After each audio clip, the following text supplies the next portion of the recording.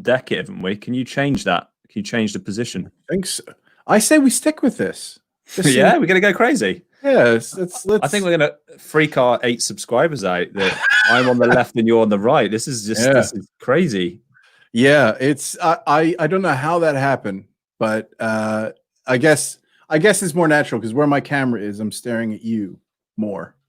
Oh, so okay. my camera's right over your head, whereas I don't like looking at myself when we're streaming. By the way, we're live. Yeah, I've seen we're live and another pro intro by us. Seamless. Seamless. I love looking at myself, so for me it's cool. It's Magical. good. Magical. It works. So you've not only improved the voice with the microphone, yeah. Now it's it's really accentuating that beautiful face of yours. Hey mate, did we get any feedback on that, by the way? Does Simon, your friend, comment who's got the best No, I didn't actually check any comments. No, he didn't. I'll have to ask him when I see him on the weekend. Which one sounds better? Which microphone sounds better? Which voice? Which microphone? That's the key, right? Which microphone sounds better? I'm just going to talk like a radio show. Which microphone sounds better? So, by the way, I just wanted to thank you, when we went off, for anybody who didn't watch us when we were off stream, which is everybody. Hugh shared with me the Your Mom's House podcast, and you wouldn't let me go. You're like, before you go, we're watching this, and I think it was hilarious, actually. So, for those of you not familiar with Your Mom's House, 2 comedians. Bert Kreischer, who's pretty famous in the U.S., kind of a party boy turned comedian, and seems just a lovely guy anyway. And Tom Segura, another comedian. They have a podcast, and they did this just hilarious podcast. The content was somewhat it was silly, and I'm not going to go into it. But mate, I am obsessed with Your Mom's House podcast. So Your Mom's podcast is Tom and Christina. So they're a married couple. So they created Your Mom's House channel platform, and they've got a load of different shows on their platform. One of which is the Two Bears, One Cave, which is the one you're referring to. And I love Your Mom's podcast, Your Mom's House stuff anyway, all their podcasts. But the Two Bears and One Cave in particular with Bert and Tom is amazing. Well, I watched. Sorry, mate. I was going to say I watched. I watched very professional. I watched the one this week where they had the who were the children from The Sopranos. I don't know if you saw that with AJ and so I'm going to use their TV name. So it's you watch The Sopranos. Yeah. So AJ and Meadow, which they're still friends and they're still working together. We're on with Tom and Christina Pachitsky. Oh, right. And it was because AJ, the guy who played AJ, it's interesting because they're pretty close. They came across really well, really enjoyed it. And I love the Bert and Tom stuff. It's just crazy. But like Tom Segura and Christina Pachitsky, so sorry I'm butchering the name. She's never going to see this. It was I'm just really into it, mate. And I just wanted to thank you for forcing me to, because I think sometimes when you get forced to watch something, there's a lot of expectation. My little brother will. What is it he refuses to watch? There's something that we've been trying to get him to watch, and he refuses to watch it because it's been so built up that he just doesn't want to do it. And that's where I had to trust you as a mate and just kind of go with it. And I'm really glad I did. Well, you're not going to go wrong with watching, I don't think, 2 human beings pissing themselves laughing uncontrollably. I don't care what the situation is. I will always find that funny. And watching these 2 people lose their shit was amazing. And like Bert is, as I mentioned to you, is like the real life Homer Simpson. And he's just adorable and so funny. And like, I just wish I was like friends with it. I wish I had him in my life. Yeah. And Tom is that kind of clever straight man that sets him up, and kind of Bert then knocks it out of the park, and then he takes a piss out of, they take a piss out of each other. It's fun. Like what I was about to say when I really interrupted you was that I watch a lot of stuff that I'd like to think benefits my life and adds value, and I grow. Your Mum's House and two bears in one cave. If anything, probably takes away brain cells. But I love that. Like it probably rots your brain. It's just garbage. But when I say garbage, I mean it's just so silly. And you know what? There are just sometimes I just need a bit of silliness, and that's one of my go-tos.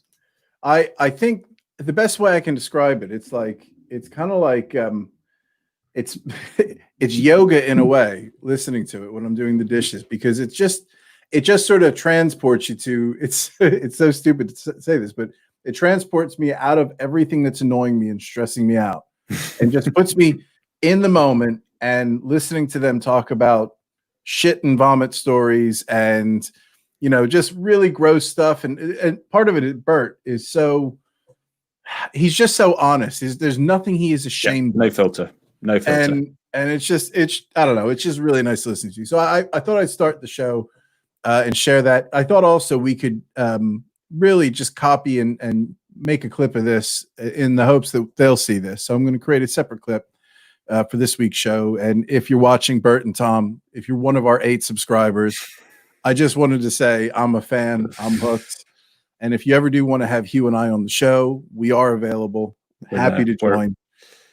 We're available for bookings. We'll speak to our agent and we'll hook it up. I think we can arrange that. I don't want to make any solid commitments on time, but we should be able to make something happen. We should be able to move some stuff around. Yeah, get it done. Most definitely. So, this week, Hugh, I've got some things I brought to the table I wanted to talk about. I think this week is going to be more of our weekly update on what's been going on, because again, you live in a bit of in the cave of Cambridgeshire, and I think you stay pretty well out of reach of news. Not really. You do listen to the news, though, don't you? I listen to podcasts which talk about news. So, like yes and no. I'll know some headline stuff, but it's not like a shock for me to totally miss something that everyone knows about. So it's because I'm I just listen. That's what I do when I'm working. I work from home, and when I'm not speaking to customers, I have the news on in the background, and just and sometimes I'm just like, I want to get Hugh's take on this because he hasn't seen it. And the thing I love is you miss the biggest stories. There's things that I bring to the table. Did you hear about this? And you're like, I didn't even know that happened. So, but I wanted to start with something lightweight. I saw a story and I just thought it was a lovely story, and just wanted to share it. I'm going to put it on the screen here in the seamless manner that I do. Awesome. Yeah, refreshing change, right? Have something nice and nice and fluffy. This story has no absolute point. It's not going to change your world. It's just, I just saw it and I thought that's lovely, and I was just curious what you thought about it. Jackpot winning ticket right here in Wisconsin. 22 million. I cut off. It turns out the lucky winners were a pair of friends from the Menominee area. At the end of June, Tom and Joe and their wives came to lottery headquarters in Madison to claim their big prize. By the way, this is the most Midwest Americana thing I think I've said. Living in Britain, these things really stand out to me. This is so wholesome, sort of middle America here, and I'm just finding that very soothing. As someone who it is home. Soothing. Yeah, I feel it so far actually. Powerball player since the game started in Wisconsin in 1992, Tom realized he was holding the jackpot winning ticket over breakfast. It's quite an experience when I read them first 2 or 3 numbers, and I kind of froze and handed them to her, and she froze. Joe. So what would you do, by the way, if you won 22 million? What would you, I mean, you've won, you've got the numbers. Like what would your plan be with 22 million? I would sit down. I would definitely not give a concrete answer right now. I'd have to think about it. I'd probably map out all the different variations. I would portion off a percentage for fun money, maybe 5%, 10% to go on whatever the hell I want. The vast majority of it would be invested. So then I am sorted for life and got a huge sum of money coming in without having to do anything for the rest of my life. So I'm secure. But then I'd naturally be looking at who I want to help out. So like my family, some friends, who could I give, and then what amounts, and I'd run some numbers like that. So it would be totally boring to most people, but I wouldn't give a shit. I would just make sure that money is me for life, and hopefully some people around me as well. Yeah, like how about you? How close around you, by the way? Like very close. Like very close. Are you talking geographically? Yeah, like if you're outside of Cambridge. If you're outside of Cambridge, if you wear hats, it's probably not going to be there. But yeah, that's just to be real. If I won the lottery. Where's your partner's family from? Sweden. Sweden. So they're cut out of the loop. They're cut out. They're cut out, yeah. If I'm cutting you out, I'm cutting them out too. Cutting out, so they're out of the loop. All right. Where are you at with your lottery winnings? So I see, when I think about this, I don't think about what I'm going to do with the money. I think about what I'm going to do in the next 10 minutes, like straight after. I think so. If I'm in that position, I find out I win the lottery. I think first thing I do, and this is where we're a bit different. Well, no, I think you probably maybe do something similar. I'd book a flight home to see my family, and I would surprise them. I wouldn't tell them I'm coming home. Right. I'd go business class. I'd definitely go for the extra leg room. But I would drive myself there because I'm a man of the people. And then I would just drive home. I'd see my family. I would surprise them, and that would be it. That's the only thing I would do, is I would catch a flight just straight home. Now, obviously, I can't do that now, but that would be my first move, and that was what I thought. That's exactly my next step. Do you know what I heard, actually, was some advice from it, was that if you win, then they actually recommend that you go on holiday straight away to try and get away for a moment, just to have nothing to do. Yeah, just get out of your current environment, just give it some thought, don't rush into anything. But yeah, I think a lot of people would probably spend a huge chunk of it, and I don't think I would. I'd invest a huge chunk of it. I think that's probably where I differ. But yeah, I think that's a great call by you. It makes sense, right? I actually would be investing. It would probably be more along the lines of putting money away that's safe, but taking a big chunk of it. And I think Nick and I would try to buy a golf resort or something and work and live there. But it was interesting because when I looked at this whole lottery thing, just to kind of go off on a tangent with this, do you play the lottery at all? Oh, you don't. I was going to ask you that. I was like, no, and I never did. And I was one of the few in we worked together, didn't we, in an office? Yeah, you didn't do the pool. I was one of the grumpuses that didn't do it at all. People were like, well, if we win, then we're not going to give you. I was like, well, I wouldn't expect you to. I'm not, it's like, oh, well, I'd give you some, Hugh. And they'll be like, no, you shouldn't do that. And I was like, look, I wouldn't expect anything from anyone. I prefer to save my £2 a week, put that in my pocket, invest it. It's much more likelihood I'll do something with that. So, yeah, I don't play it. It's the numbers don't stack up for me. See, I do play it. Nick and I play it, and my wife. She's very mathematical, very, very very numbers oriented, and very similar in that regard. However, she does like to have a go. And I think I've said this to you before. I play the lottery not to win, but to have that moment when I go to bed. So I go to bed at night when I play the numbers, and when I see there's a UK winner in Euro Millions, I don't check. I go to bed knowing that there's a 1 in whatever chance that I can be holding.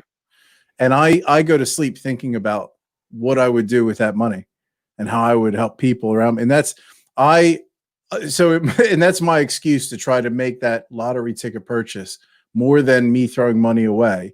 I'm holding a possible chance. Now, let's say there's 32 million people that have that ticket.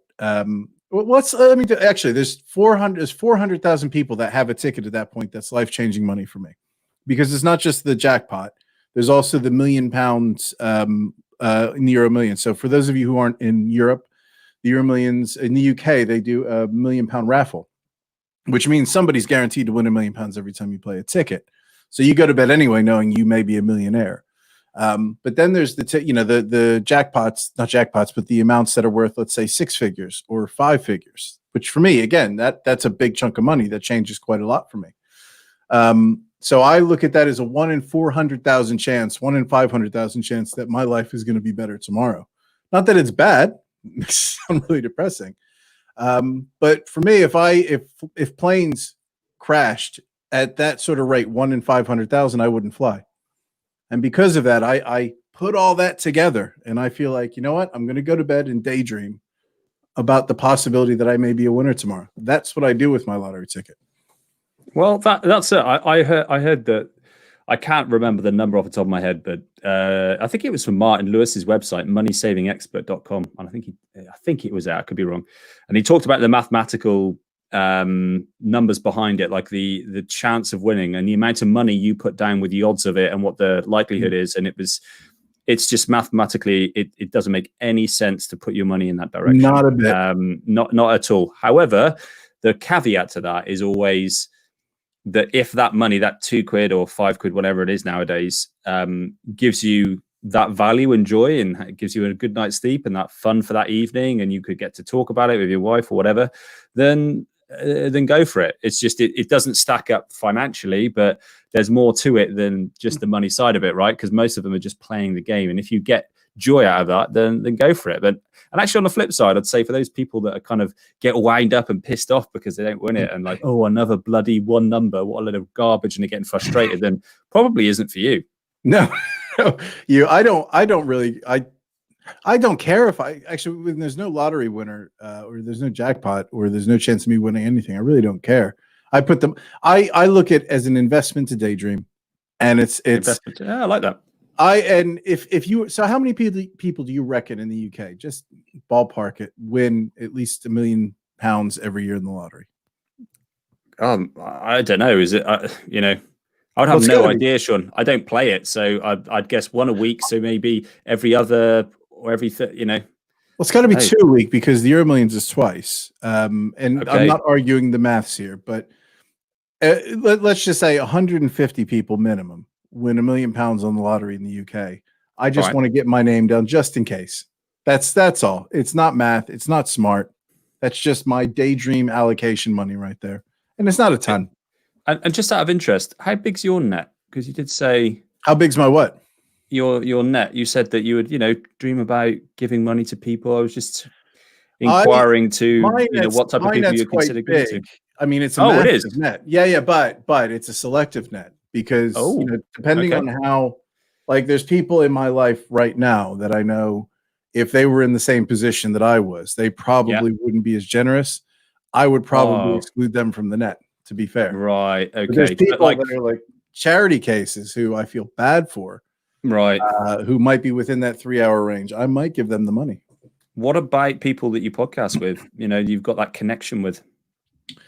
Yeah, I mean, it's possible. I don't want to. Here's the deal. I don't want to.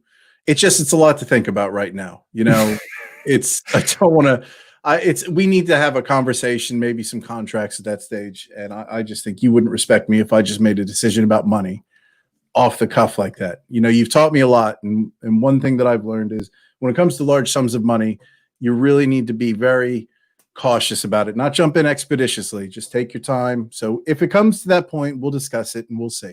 Okay. So you're telling me there's a chance? Yes. I'll buy you a camera. Okay.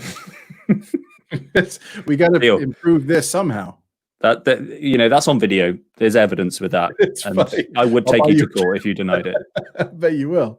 Sorry, I've jumped way off piece too. That was fun. I just thought I saw this, and part of it, I think it's a lovely story. I just thought I wanted to hear what your take was on life. Received the call of a lifetime. And I said, "Are you jerking my bobber?"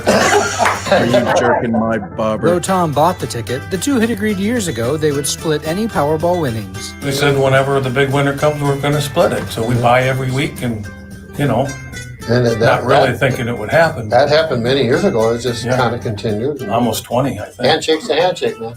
Neither has any extra. So do you think this guy was still buying his lottery ticket, by the way? I question whether he's still buying his lottery ticket. That's brilliant. I love that, though. Like all jokes aside, I don't think there's anything better when you're just sharing the glory with someone else. Like if it's just you on your own, there's almost a sadness to that. You want to go through that with someone, people that you're close with. And I'd be really genuinely excited to be looking through of what I could do with that money and the people I could help with it, and to share something like that. Again, on a handshake, I love that. I wish there was a bit more of that nowadays. I agree. And that's something, kidding aside, like, granted, if this was you and I, first off, you're not holding up your end of the bargain, obviously, with the lottery ticket. But I think I'd like to think I'd be the kind of person that if I won 22 million and it's very possible that conversation happened 20 years ago and Tom forgot about it. And this guy still on his own. Tom probably didn't even, I can't believe he's calling me. I was just kidding when I said that. But I mean, fair play to is his name? I forget the name of the guy who won, but fair play to him for holding that up. I mean, that's a lot of money. I mean, there's a lot of people in his life, and he made his word is his bond. He stuck to it, and I just think that's something for me. With all the negativity, that story just sort of jumped out at me, and I thought that's awesome.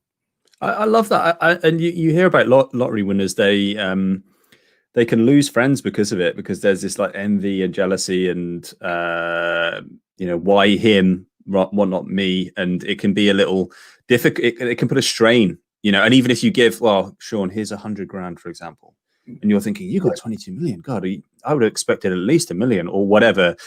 So even if people do that, it can still provide a little bit of tension. So the fact, in a way, just sharing it with someone like that just is probably going to build a really, well, I hope it build a really good bond. I have a good feeling about those two. Well, it's interesting because a lot of people, because I was reading about the lottery winners, and this is how sad I am with the whole fantasy of winning the lottery. I spent probably 45 minutes the other night looking up the process for when you win. So do you get a phone call? Are they going to email you? What? All I know is when you do speak to them, and I think they do call you, they have a psychologist that is on staff, I think, it's a therapist or somebody there, and a financial advisor to sort of, because this is a lot to take on. This is life-changing. Oh, yeah. And part of the problem that people struggle with, and I did some reading on this before we went on, is how people change when you have this sum of money. And there's some lotteries around the world. In the US, for example, when you buy a lottery ticket, you're automatically signing off that you're willing to share your story or to have your name shared. So-and-so won this money, who's a teacher from wherever. And that's really stressful, because when people know you have that money, you now feel devalued as a person when people speak to you. And that's got to be just really difficult. I think you and I would be fine with that. We're strong enough and we have a good enough support group, and I know who my friends are. But there's people out there that I don't think would do quite well with that. I agree with you 100%. I know that I'd be fine with it. And I just, the downside for me is it's the problem is when you go to 0 to 100, it's like putting someone that's 17 that's never driven before. Here's a Bugatti. There you go. Here's a Bugatti or a Lamborghini. And I'm just thinking like, oh my God, you're going to crash it. You're going to thrash it. You're not going to look after it. You're going to blow it. Yeah. Whilst it's like, I like the way you kind of take the time in business and investing and build up to it, because you know how to manage it and you can really make it work for you. But that's my concern, is that some people have this nest egg and they can kind of blow it because they have no idea how to manage money. It isn't money. It's not important what you get paid. It's what you keep and how you manage it that really can kind of change your wealth. I'm glad that they have psychologists, and I would like to think as well they would put some support for, or encourage people to go and speak to someone to help them with their wealth and get it so it's at least secured for life, and they're good. And then obviously you need to go and splash out enough fun with it too. Everyone will change. I would say allocate money. Yeah, definitely allocate money to help them allocate it and explain in the why and let them make the calls. But well, on not on that note, but just to change gears. And I'm speaking deliberately because I want to start editing in cuts of different topics that we're talking about. And by pausing, I'm allowing myself to edit more easily. So this is a shortcut right here because I have to, yes. So have you seen anything in the news with regard to Donald Trump this week? No, not this week. So there's in the U.S., and I don't want this to be about politics, but I do need to fill you up on some of the political context that's going on, because there's a presidential race and Donald Trump is going up against Joe Biden, two, I guess, mental juggernauts in the game of politics. Both are pushing 80 or in their 70s. I think they're both pushing 80 in their late 70s. And both, I guess you could say that it's arguable. No, we're not experts, but a lot of people think they're showing declining mental health. Now, Donald Trump gets a lot of questions from the press, and he's decided that he was going to raise this. And there was a very fascinating interview this week, and I really wanted to get your take on it. And I'm using Tucker Carlson from Fox News, so nobody accuses me of being a left-leaning liberal. This is as right-wing a source as I could find. And this, I just want to get your take on it. This is my favorite thing about having you on this, is you don't see this, and I want your just unbiased opinion on this. Okay. White House physicians monitor everything about a president, including his cognitive ability. Most presidents don't talk about that, of course, but this president was happy to, in great detail, when asked by our Dr. Siegel. Watch. I want you to just keep that in mind. That's for me, that's something that stands out, that this president was very willing to talk about that. And I don't think that's an accident. Okay. Mental health or health of a candidate is going to be on the table, of course, as it always is. And I've been someone always asking for that. I've seen a lot about your health, being in good health. What do you think should come out or be the attention regarding Vice President Biden? Well, I think we have to be in good health. I'll tell you what, this is a very important job, to put it mildly. There's nothing like it. And I will also say, and I think I've had to work harder than others because I've been attacked from fronts that nobody ever got attacked on, with fake investigation, fake Russia, Ukraine. I mean, nobody's gone through, and yet I've done more than any president in the first 3 years in history. There's no president that's done what we've done. I'm just going to say that to me is a little bit of hyperbole. Okay, I'm glad you highlighted that. Yeah. Okay. So just wanted to throw that out. Rebuilding the military, the judges. We'll be up to almost 300 judges, including 2 great Supreme Court judges at the end of this term. So it's really something that's been great, but you need stamina, you need physical health, and you need mental health. And because you have so much fake news, every once in a while you'd say, first they'd say, he wants to take over the world, he's going to take over the world, he's a dictator. The next day they'll say, he's crazy. The next day they'll say, oh, he's incompetent. The next day they'll say something. So by the way, whenever I hear Donald Trump talk about this, it's as if he's surprised that presidents are heavily criticized and under a microscope. I just would expect that to be, if I was becoming president, that would just be normal operating procedure, and I wouldn't really take notice of it.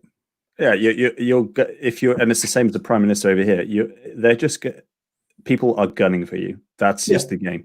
Yeah. So no matter who's in office, people are going to be shit talking. That's it. Of course.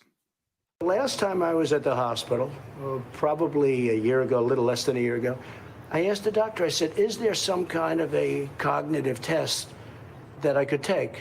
Because I've been hearing about it, because I want to shut these people up. They're fake news. They make up stories. I mean, like, I'll do an interview with you. I didn't say you can't ask me about this. I say, ask me anything. I did one with Chris Wallace. He was nice enough to say, he said, I just want to tell the audience there was no question that's off bounds. Okay, and he's a tough cookie, and it was a good interview. I liked it. I enjoyed it, and it was good. But I didn't say you can only ask this.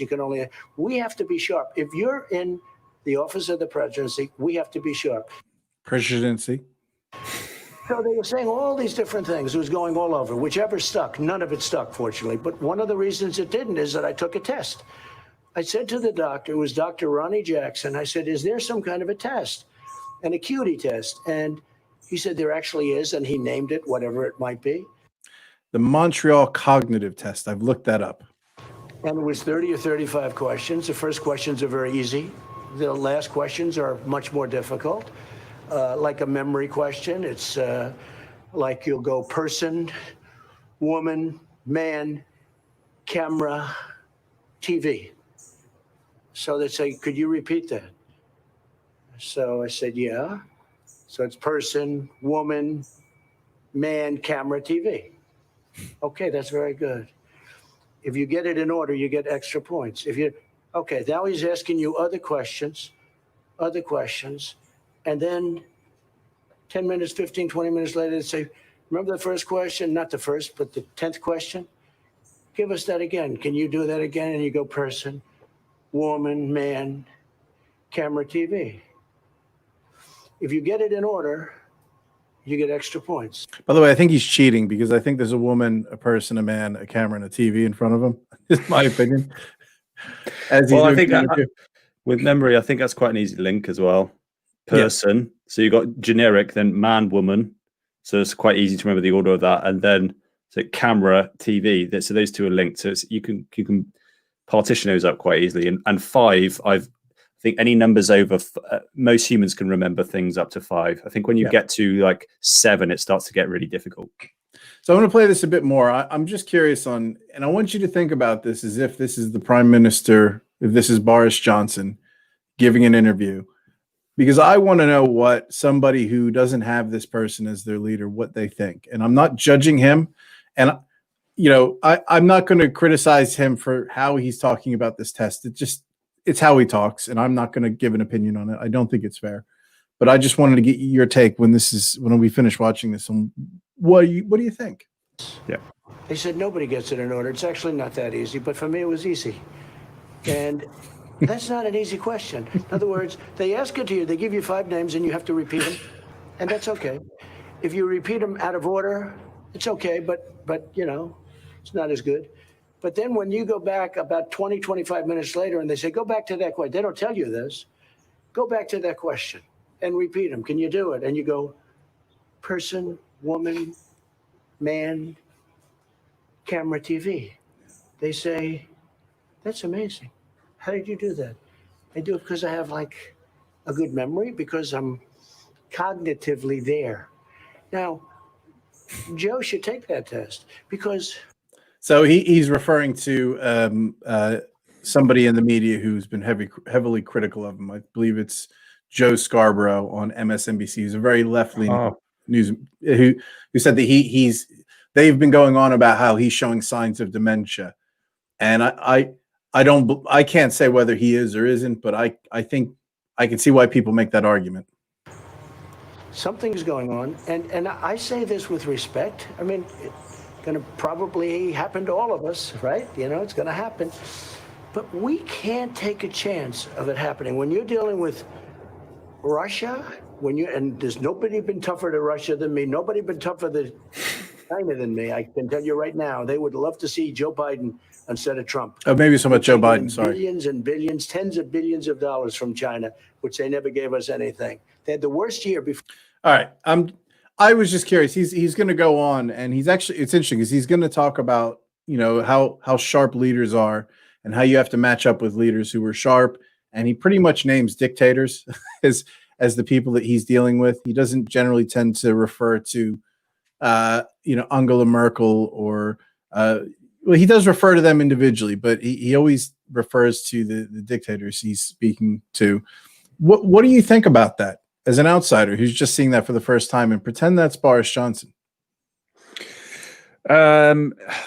It's tough to listen to. It's just quite embarrassing. It's like, what's the saying? Like, doth he protest too much? You know, he's just like, he's just trying to, who are you trying to convince here? Like us or you? He's just rambling on about how great he is and what this other person's saying how great it is.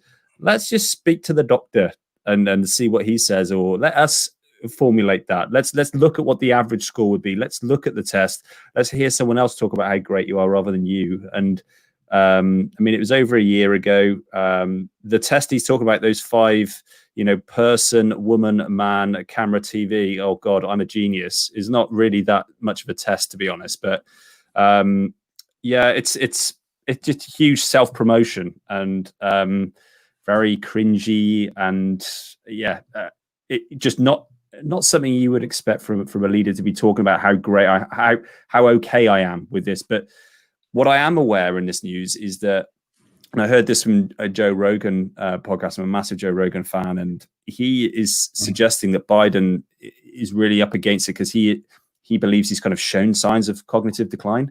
And I've seen some of the clips of him struggling to talk, and like Joe's argument was, look, this is the one thing he does. He needs to talk. Like, it's a concern if our leader can't talk. I'm not sure these men are kind of fit for purpose. So I understand this kind of thing has gone back and forth. So the reason I've explained that is I'm not surprised that Trump's gone on the offensive here. So he's saying, look, I'm good. I've cleaned this test. I'm brilliant at it. I based it. Joe Biden needs to take it to see whether or not he matches up to my level, because that's the chink in the armor for Joe. So he's going. I'm not at all surprised to see something like that, to be honest with you. Yeah, I think it's the chink in the armor for both of them. this is why this is a difficult election cycle for me to watch as an American, because I think equally they both have issues in that department. And I think when you listen to Joe Biden talk, I 100% agree with what Joe Rogan said. Well, I 80% agree with what Joe Rogan says, because I think you're looking at an older guy who is doing a hell of a job given the pressure he's under. But I don't think he said anything that's like, there's a few signs of dementia. And I want to be very clear. I don't know whether, I'm not going to make any statement that I think Donald Trump has dementia. It's not my place, and I don't want to get in that conversation. However, there's symptoms as far as decision making and how you're speaking. So if you were to take a video, if you were to watch video of Donald Trump speaking in his election cycle, so when he was running for president, and you compare it to now, you can see a substantial decline in his ability to speak. But also the things that he says are a lot less appropriate. And one of the major symptoms of dementia is an inability to sort of filter yourself, or saying things that are highly inappropriate. And that is something very much that the U.S. president has displayed. And I think it's just a strange one for me that he's raising this as something that he wants to highlight himself. I would think that he would want to just let Joe Biden do his thing and try to speak as little to the media as possible, because every time he speaks and he rambles and he stutters and he says things that aren't related to, 70,000 cases of coronavirus yesterday, then that's, for me, that's what I need to hear from him. I need him to focus on the issues, not whether Joe Biden has any issues or not. Yeah. It's a struggle for me. Yeah. I mean, that's one of the key core problems I have with politics, is the focus on pulling down the other person rather than actually the issues that we're trying. I don't really give a shit about your opinions of the person opposing you. What I care about is what you're going to do for the country. So that's all you should be focusing on. Talk about what you do. They talk about what they do, and let us do the comparison. But it doesn't work like that. So I don't play the game. So I wanted to play a game on that, because you talked about, and I agree that it's not a difficult test. I wanted to know what that test was, and I have to think there's going to be people out there. One of our 8 subscribers is going to want to know more about this test, because they didn't really go into too much detail. There's been people that have taken it, and I've looked it up, and it is called the Montreal Cognitive Test, and it's a standardized test. It's not necessarily there's not a consensus in science that this is the best test to determine whether you have failing mental faculties. It's not a test to determine if you're sharp or not. It's a test to determine if you've gone off the deep end or not. Right. Okay. So I thought it would be fun to have you take it, because I clearly have signs of dementia. I think we know that. So I'm proven, but you're unproven. Okay. And so let's do it. You have a pen and paper. I've got a pen. I've got my pad here. Okay. I'm ready to go. So I'm going to show you bits, and some of it I'm just going to read to you, because I'm going to use the examples on the test, because you've never seen the test. Okay. So first one, I'm going to share the screen. Cool. Here we go. So first one, I think the best thing to do is to just, I'm going to read, don't read the word. If you could just do me the honor and not read the wording. I'm going to read it out to you, and I just want you to sort of go through it out loud. You're supposed to trace, but we're not going to do that on this one. So part 1, march 5 numbers 1 to 5 with 5 letters A to E in ascending order, pairing 1 with A, 2 with B. The subject gets a point for every successful pair. So you start from the beginning, and why don't you out loud trace those letter number combinations? Okay, so 1 to A to 2, 2 to B, B to 3, 3 to C, C to 4, 4 to D, D to 5, 5 to E. Yeah. That's how I would do that. So that was the first question. I think we can safely say that you've passed that with flying colors. That's a mild relief.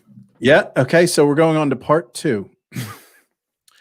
So part 2, I'm going to show you this real quick. I am not a professional. All right. You see that cube? Draw your own version of the cube in the space next to it. So you do it on your pad. It must be exactly the same as the one printed on the page. Okay. I'm not a great artist, but You are being scored on the quality of your art. okay. Okay. I'll try and find that on the camera there. Let's see here. Tell me if you can see. Not yet. Am I on the right page? There it is. There it is. How's that looking? It's incredible. Is that good? Yeah, that's pretty good. You didn't write copy cube, but that's okay. Okay. So 9 out of 10. No, I'll give you 10. That's fine. Okay. So next question. So part 3. Am I a genius so far? You're not. I almost said it's. You know what I hate. I heard that Louis C.K. used to have a bit about words that were really nasty that he used to use, but he didn't use them in a bad context. And one of those words I can't use anymore is retarded. And retarded is not an appropriate word to use. I would never use that personally now. I did at a time in my life, but the word sounds so good. And if it didn't mean what it meant, I would have wanted to say you're not retarded, but I can't. It's a good job you didn't. Yeah. Okay. It's a good thing we only pay subscribers. I'll be damned if they cancel me. So, all right. So part 3. I'm going to describe something for you to do. So I'm going to read something you're going to have to draw. So this is another drawing exercise. Okay. So draw a clock, including all of the numbers, and set the time to 10 past 11. So the contour, so you have there's 3 criteria here. So it's 10 past 11. The clock face must be a circle with only minor distortion acceptable. So slight imperfection on closing the circle. Numbers. All clock numbers must be present with no additional numbers. Numbers must be in the correct order and placed in the approximate quadrants on the clock face. Roman numerals are acceptable. That's showboating right there. Numbers can be placed outside of the circle contour. And then I can reread it if you need. I'm going to read you my circle. Yeah. Okay. Hands. This is the 3rd criteria. There must be 2 hands jointly indicating the correct time. The hour hand must be clearly shorter than the minute hand. Hands must be centered within the clock face with their junction close to the clock center.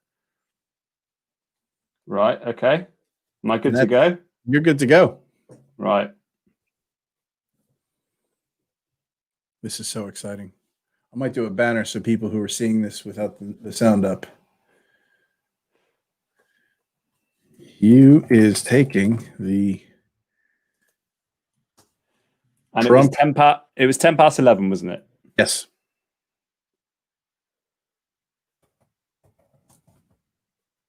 You called a cognition test?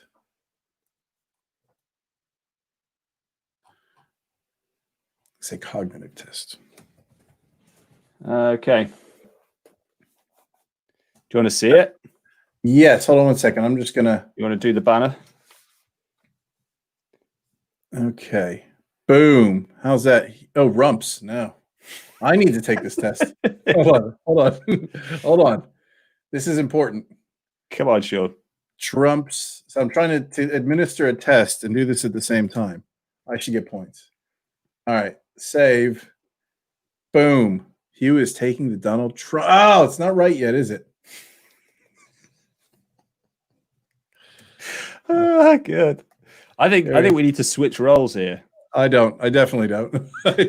All right. So Hugh is taking the Donald Trump cognitive test live. I'll say that's good enough, right? Okay. All right. So let's see your clock and we'll check to see if it meets the. So ignore the circle at the top because I messed that one up. You're allowed to do that. So draw a clock, including all of the numbers, and set the time to 10 past 11, 1 point allocated for each of the criteria. So the clock face must be a circle with only minor distortion. That's pretty good. Yeah. Numbers, all clock numbers must be present with no additional numbers. Numbers must be in the correct order and placed in the approximate quadrants on the clock face. Numbers can be placed outside of the circle contour. So before I take the piss out of you for that, well done. I think you did that on purpose, and I think that was good. Yeah. There must be 2 hands jointly indicating the correct time.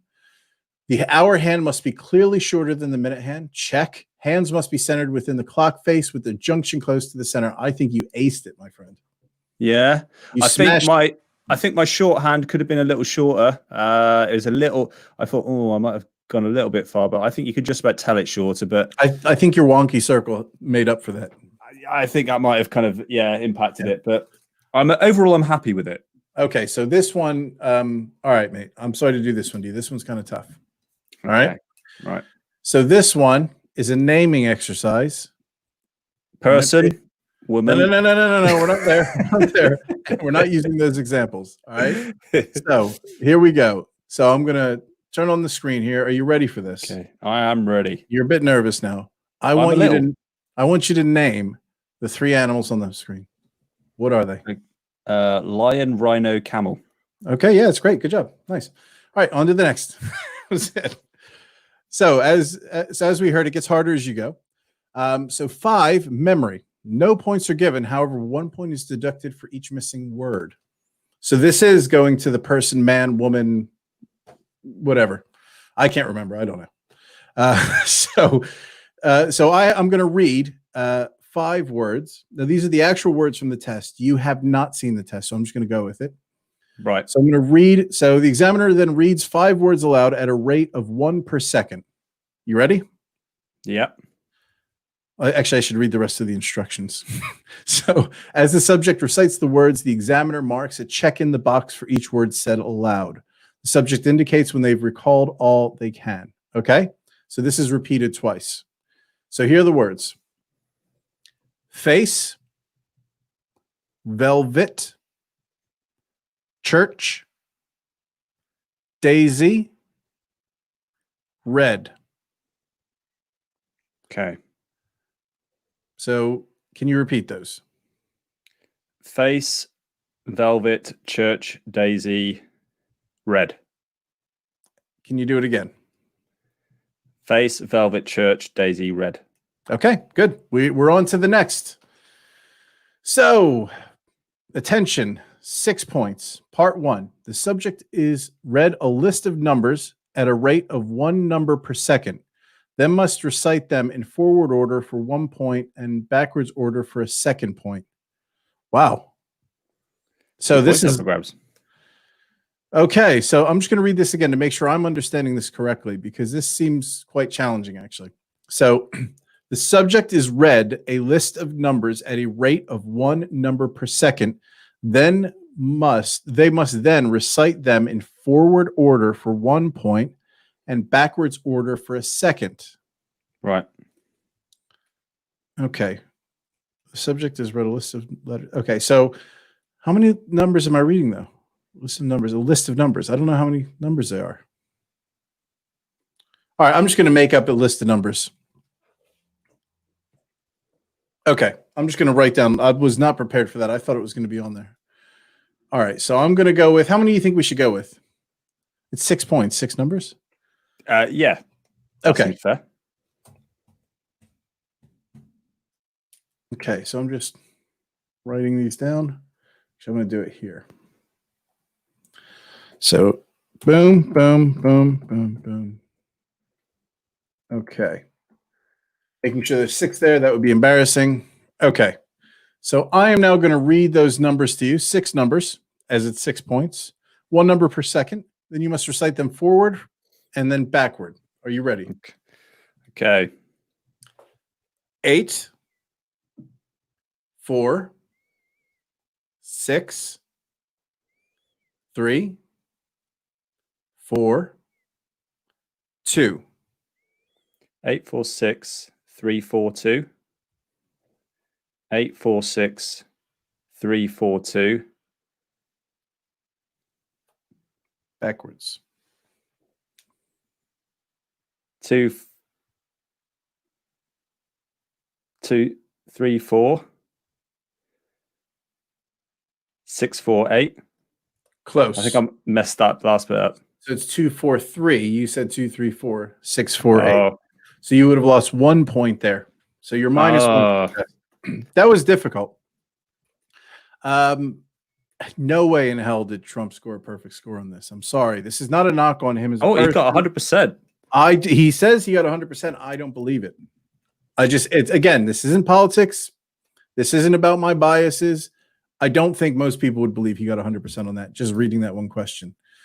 So here's the next one. And I think this one you're going to have to tap on the table. So what I want you to do is clap in place. So the subject has read a list of letters at a rate of 1 per second. Every time they hear the letter A, they must tap their hand. We'll say clap. Are you ready? Yes. Okay. That's minus a point. It's not the letter A. Okay. Too early. All right. Here we go.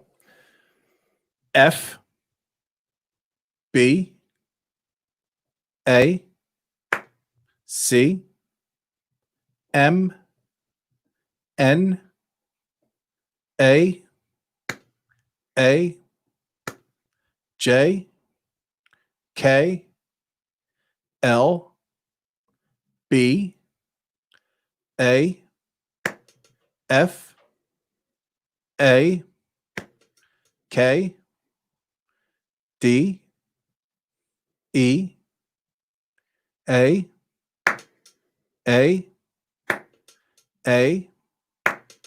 J, A, M, O, F, A, B. You aced it. Aced it. Boom. Okay. Part 3, starting at 100. The subject is asked to count down by subtracting by 7 every time until the examiner tells them to stop. I'm actually quite good at doing this. I hate this. Okay. From 100. I did when I read this, I did this and I aced it. Oh, God. So I don't know. For some reason, my brain does numbers okay. The subject starts at 100, then must count down, subtracting 7 every time until the examiner tells them to stop. So I won't have you go crazy. Let's just get going whenever you're ready. Okay. 100, 93, 86, 79, 72, 65, 58, 51. All right. I think that's good. I think you've aced it. Once you get in a rhythm, it's not too bad. Okay. I've not done that for a long time. So no points are given, but there's no subtractions. 1 point is given for just 1 correct subtractions, plural, or 2 or 3 correct subtractions earns 2 points. So you've got all the points. I'm just not subtracting. Okay. So language, 3 points for this one. Excuse me. The examiner reads the following sentence out loud, and the subject must repeat it exactly. The test is repeated with a second sentence. 1 point is given for each sentence repeated absolutely verbatim. Are you ready? So can you repeat that again? I've got to go the through. The examiner reads the following sentence out loud, and the subject must repeat it exactly. Okay. Ready? So I've got to let you speak first, and then I go. Okay. So I only know that Hugh is the one to help today. I only know that Hugh is the one to help today. Okay, I got that recorded. Good. So the test is repeated with the second sentence. The cat always hid under the couch when dogs were in the room. The cat always hid beneath the couch when the dog was in the room. You actually got that wrong. Did I? Yes. So the cat always hid under the couch when the dogs were in the room. What did I say? You said beneath, I think. The cat always hid beneath, or was hid beneath the couch is what I think you said. Okay. So I've got dementia.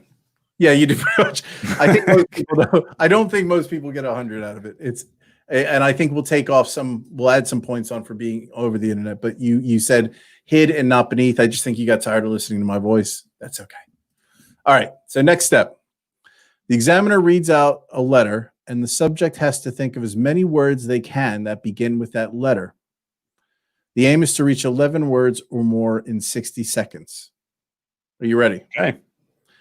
The letter is, and I'll hold my hands up to count, F. Football, frisbee, frying pan, field, flowers, Flag.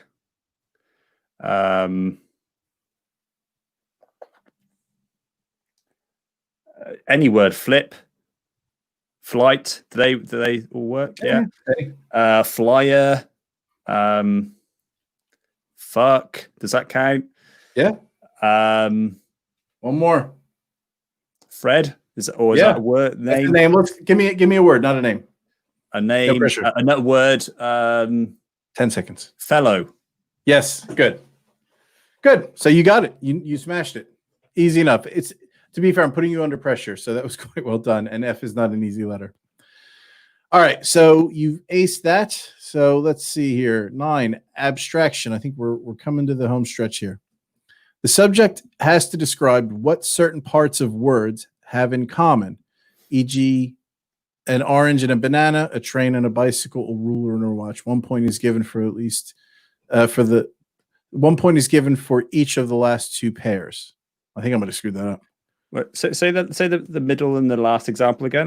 This is the question. We may skip over this because yeah. So the subject has to describe what certain pairs of words have in common, e.g., an orange and a banana, a train and a bicycle, a ruler and a watch. 1 point is given for each of the last 2 pairs. So what does an orange and a banana have in common? They're a fruit. What does a train and a bicycle have in common? They're transport. What does a ruler and a watch have in common?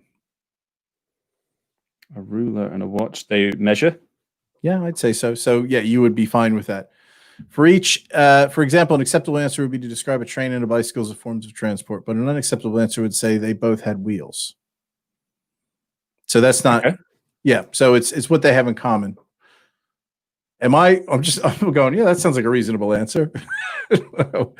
For example, an acceptable answer would be to describe a train and a bicycle as forms of transport, but not acceptable answer would be to say they both had wheels. Why would that not be acceptable? Is that not true? Good. I'm not the only one struggling with that. No. So the subject has to describe what certain parts of words have in common. I don't know. Like you passed, you said the right thing. Yeah. Delayed recall. The subject has to recall the words they heard earlier. Okay. Fuck. I would not remember this. Face, velvet, church, flower, red. Very close. That was very good, mate. I don't think I would have done that well. Daisy, red. Oh, but I think that's because of F threw me out. That's what I'm going with anyway.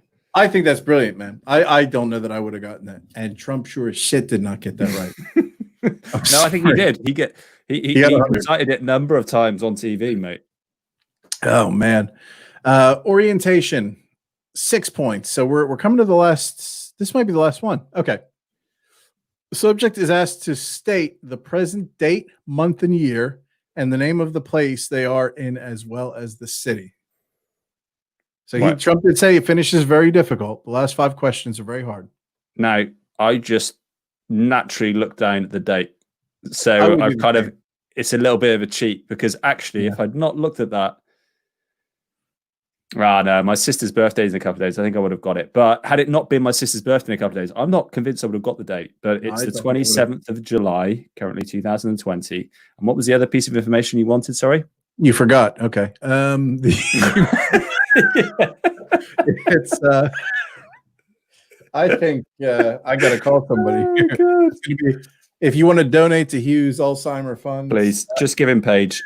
It's the subject is present date, month, year, and the name of the place they are in, as well as the city. Well, in my home, which is near Cambridge, UK. Near, yes. Okay, so what your score means, those who have had less than 12 formal years of education should add 1 point to their final score. You've had at least 12 years. You went to university. Yeah, because I went to uni. Yeah. So around 16, cognitive health of an Alzheimer's sufferer. Around 22, cognitive health of somebody with mild cognitive impairment. 26 or above is normal. I think you had 28 if I were to check that out there. 27, 28. And that's being put on the test here, on the spot here. So that was interesting. Thank you for being our guinea pig. That's quite all right. Yeah, I mean, it was. Yeah, I mean, some of those were like laughably easy, but the some of the recall, the number backwards one that threw me off. I took a stab on that one. That one I got wrong. What was the other one I got wrong? The sentence. That was it. I'm gonna. I got to do something with that where you got the word wrong, where you said beneath. And you know what's going to happen is we're going to rewatch it, and I've just misheard it, and I've got some serious mental issues myself. Now that is where you said hid instead of. I am. I'm notorious to admit my memory isn't that great. Like Lou takes a piss out of me for it. I'm not that great at recall. But I'll take that. I'm happy with that. The average score is 27.4. And I think doing it on this sort of stream is a bit of pressure. So I think you did very well considering. Genuinely, I would struggle to do that on a stream. So well done with that, mate. It was just interesting because for me, I heard this. So he also talked about, which we didn't show. He had this interview. He referenced it in what I showed you, that he was speaking to Chris Wallace. And in it, he pretty much said, it's a really difficult test. I think you wouldn't, it gets really hard. You wouldn't get it. And Chris Wallace said something to the effect of, yeah, I took the test. It wasn't that bad. And it's not that bad, really. But I think it's just fascinating that he's really sort of advocating this test that he took, which isn't a test that you could win. It's only a test you can lose. Yeah, exactly. There's no benefit in sharing this. It's good to have that context, though, isn't it? To kind of run through it after, and let's say just having some dummy like me going through it, just to prove that, even with a couple of slips, it's pretty straightforward, isn't it? And yeah, it makes sense. It's there to kind of look for decline as opposed to, acing it and going through. Yeah, 27.6. It said was the average person. So you were above average even then. Barely, yeah. And I'm not. And the other caveat is I'm not a professional test giver, nor am I a psychologist, and I was giving the test. So you had it all to do. Yeah, that's an important factor. Yeah. So so that was the Trump cognitive test. I'm gonna just turn that off down there because it's just not my night. So normally we do this stream on a Sunday, and I would have played golf. And we're doing it on a Monday night, and I think we both have worked. So you don't work, but I worked pretty hard today because I think you just hang out all day. I pretty much just do nothing all day. Yeah, you do nothing all day. So that was the news this week. So what did you think, Hugh? What did I think of today's episode in general, or the test? Yeah, mate, that was fun. I thought so. I like the twist, looking at something that is not so glum and negative. It was quite nice looking at lottery winners. So thanks for bringing that to the table. I think it's always nice to have a little bit of discussion about something just a little different and a bit more dreamy. So yeah, I like that, and I encourage that in future. And I really like the element of playing around with the Trump test. It's not a Trump test, but that's what I'm calling it. Yeah, that was fun. I mean, definitely not my wheelhouse. If you'd kind of gone through that with me before, telling me what type of thing is coming, I would have probably been quite nervous about it. So it was quite good. I just had to get on with it. Credit to you, mate. I mean, the thing I do love about being your friend is you're pretty much up for most things. It's like, hey, you said yes before I finished the sentence. Do you want to? Yeah, let's do it. Let's go. It's fine. Yeah. So I appreciate that, to do that and to do it recorded as well. This is going to be there it's going to be interesting because when you do have your mental decline in 6-7 years, we're going to be able to reference it now. It'll be good. Well, we'll have to bring that test back just to make sure. Yeah. We'll have to do it every year. Every single year. Yes. So, all right. Well, mate, I think that's our update for the week. I like having this sort of middle of the week catch up on what's been in the news. And if we get some new stories for next week, I'll bring them to the table. There's a few things I'm keeping back that I wanted to raise with you. And I think I might save them for next week. They're ones that I think you'd find interesting. To anybody who's watched, we did have a few people popping in and out of the stream. We are seeing a little bit more traffic, a little bit more action. I'd love to get more people to jump on and get our second commenter, or second commenter, I guess, of the stream's history. So we're still stuck on one. We haven't quite gotten to 10 subscribers. I think we should have a party, maybe some sort of celebration when we hit the big 1-0. Yeah. So I've been watching every day. We were at 9 for about a half hour last week, and then it just went away. Somebody must have looked at the content and said, Fuck that. Yeah, I made a mistake. I'm out of here. Yeah. It was, and the thing was, it was only 10 minutes. So they were like, they watched 5 minutes of 2 videos and were like, I made a wrong turn somewhere. So until next week, mate, we'll catch up with you soon. If to watch, actually, let me put on the, here we go. Yeah, I didn't do that yet. There we go. So if you would like to follow us, hold on a second. I'm going to change something there. I'm going to change something because I do this every week. Hold on. You're going to notice the change. This is another test. Okay.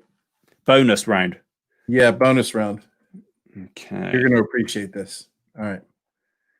So if you could follow us, we have a few different channels that you can follow us on. We have our Facebook channel, which is Bearded Philosophy. Coming soon, we have Instagram and Twitter and Periscope, Bearded Philosophy 1. We actually get more viewers on Twitter and Periscope. I quite like that because people do engage. And you know, it was interesting when I put the banner up. I think I'm going to play with these banners more. That was as soon as I put the banner up that you were taking the test. We had 2, 3, 4, I think, at one point. Okay. Yeah, so we did see a lot of action. Like we were getting into the high 3s and 4s. It was insane. That is crazy times. Like we had enough people watching that we wouldn't have been able to rent a Mini and drive them to the show. We would have had to have gotten like a larger vehicle. It was incredible. We're making it. We're on our way. On our way. So until next week, I think we need to talk about next show for Sunday. If anybody's watching this and you're following the socials and Instagram coming soon, please comment on what you'd like us to talk about. We're usually going to do one episode, which is just a casual catch up each week. And then we've got a heavy hitting banger of a episode where we talk about something that's a little bit more heavy. But yeah, until next week, Hugh, thank you so much. It was a joy as always. Thanks for the test, mate. And thanks for those of you that tuned in, and we'll catch you again soon. All right. Take care, everybody. Take care.